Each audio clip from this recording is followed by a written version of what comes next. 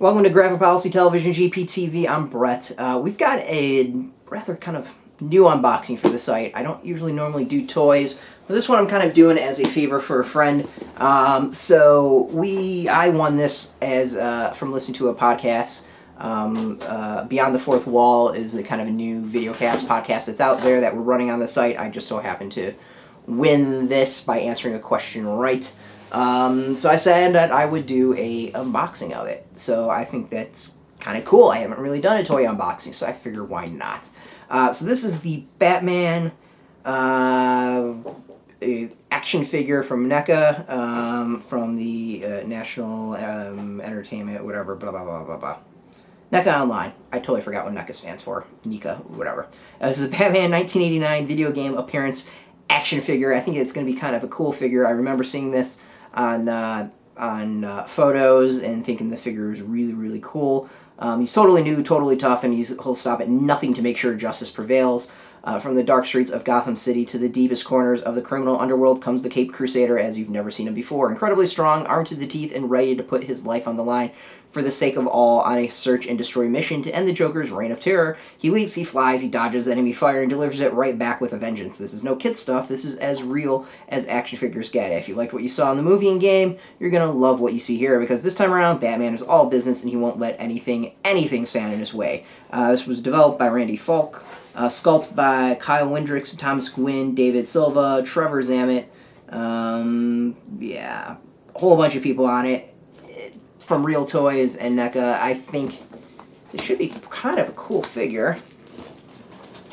I remember seeing photos of it and thinking that it was impressive, so the fact that I won it, I think, is pretty cool, because it's one that I liked. I'm not a huge toy fan, so to be able to get it, I think, is pretty neat. Open it up right away. We've got the I Know You Murdered My Parents now.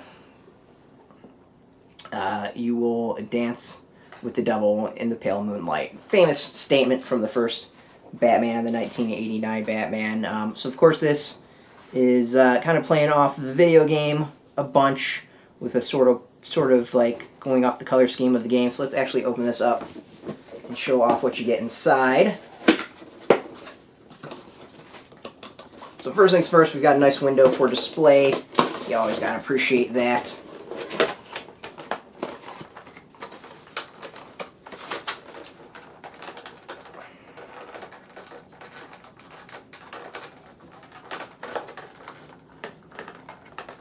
Got, of course, making it very difficult to get out of its twisty binding crap. Oh, there we go. That makes things a lot easier. Never understood why you need an engineering degree to get a toy out of packaging.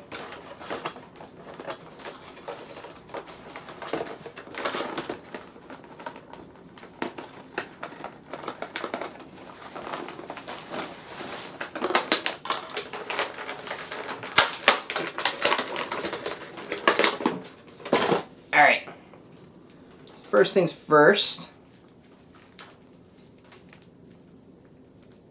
let's talk about the articulation. Articulation's pretty good. Legs, the question is, can it stand on its own?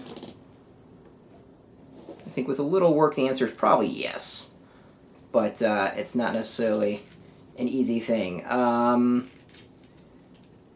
The figure's kind of cool. It's a little weird in some ways. Like the waist just feels like it's a little off. And the articulation isn't as solid as you'd think. It's actually kind of a pain in the butt to really move things around.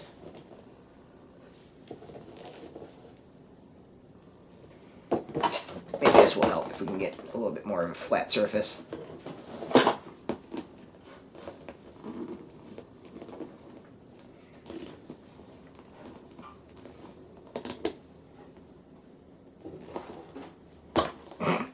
Alright, so it doesn't want to stand. So the coloring is really, really interesting. It's very similar to what I remember of the old Nintendo game. because it never really was like the Batman colors. It was always this weird black and purples and stuff like that. The figure's really kind of stiff. Thing that I do like, and it's kind of cool, is you can actually get the hand replaced, so you can see the hand pops off there, and instead you get some other options to put on the figure. So we've got a different hand, so instead of this one,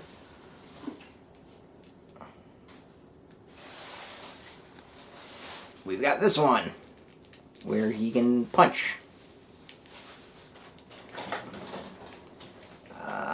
The movement of the head's pretty solid. So we've replaced the hand with a different hand.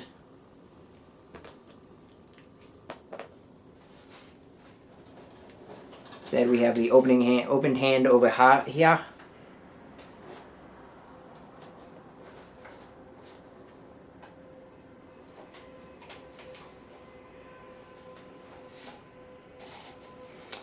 So the options are kind of cool. You also get Batarang, which looks like it fits into stuff. So it looks like his right hand or his left hand can fit the Batarang. Yep. So not really well, but you can at least get it in there somehow. And then the bigger is he's got his gun that he uses to swing all over the place. Let's see if that fits in. I think it's supposed to fit in his hand, but it doesn't fit in super well, so that's kind of interesting. You can see actually the grappling gun is pretty cool in what it is, as far as the sculpt and all that. It doesn't fit in the hand super well, so that kind of stinks. And the other hand's kind of closed, so... Oh, there we go. Well, no, that worked for like 2 seconds. There we go. So the grappling gun doesn't fit in his left hand, it fits in his right hand, which makes a hell of a lot more sense based off of how it's sculpted. So we've got him holding his grappling gun, and it falls out. So you might remember he goes and asks Vicky Vale what her weight is, and then goes and grapples, and then gets all over the, dragged up, and then they fall down, and she takes off, and yada, yada, yada, whatever. Overall, it's not a bad figure. I'm just not probably quite... I think it looks better in the packaging than it does actually out... Finally got it open. Than out standing up. For Batman enthusiasts, it's probably a figure that you're going to want to get just to, complete your collection. But as like a general figure to play with or use or even display, I don't know... I'm not super keen on it. I will say, though, in the packaging, it looks great. The figure looks fantastic straight up in the package. So with the window and all that, I think that alone would be worth it. Just if you're one of those people that likes to throw your figures on a shelf and never open them up, then I can recommend this. But as like a take it out of the package and maybe do a split display with it or something like that, I don't know if I'm quite there on it. I do, there's a lot, it's weird. There's a lot I appreciate of it, and there's a lot I don't. The cape is really nice, though. That seems to be really well done. The cowl is pretty solid. The head moves, which is good. But overall, I'm gonna say I'm fairly meh on it. I'm not as excited as I was seeing it solicited. So yeah, I'm gonna say I'm kind of happy I was able to win this, and but overall, it's not bad, just not super excited. But yeah, nothing else. It's a cool figure to display in the package. So there's that, and I will say the package is really, really, really cool. It's got this nice weathered look to it, which I appreciate. It's got the cover like the old NES game, plays off of that a lot, which is pretty cool. But overall, the Batman figure from Real Toys, I'm kind of giving it a shrugging my shoulders going, eh. So if you can pick it up and pick it up on the cheap, it's worth it. If you're a Batman fan and want a complete set, I can see if it's worth it. Just picking it up to get it, I'm not quite sure I can recommend it that much, but it's okay. I think it's the best way of putting it. It's okay. But yeah, so nothing else. Thank you for Beyond the Fourth Wall for having your little contest and for me winning it and sending along. I really appreciate it. It's a cool item to give away for a podcast, especially something that's new. And as promised, I said I would do an unboxing, and I did. And yeah. Thanks for watching. This is Graphic Policy Television GP TV. I'm Brett. You can catch us every single day at graphicpolicy.com. Of course, we're on Facebook, YouTube, Twitter, all at Graphic Policy. We keep it nice and consistent. Until next time, thanks for watching, and keep it geeky.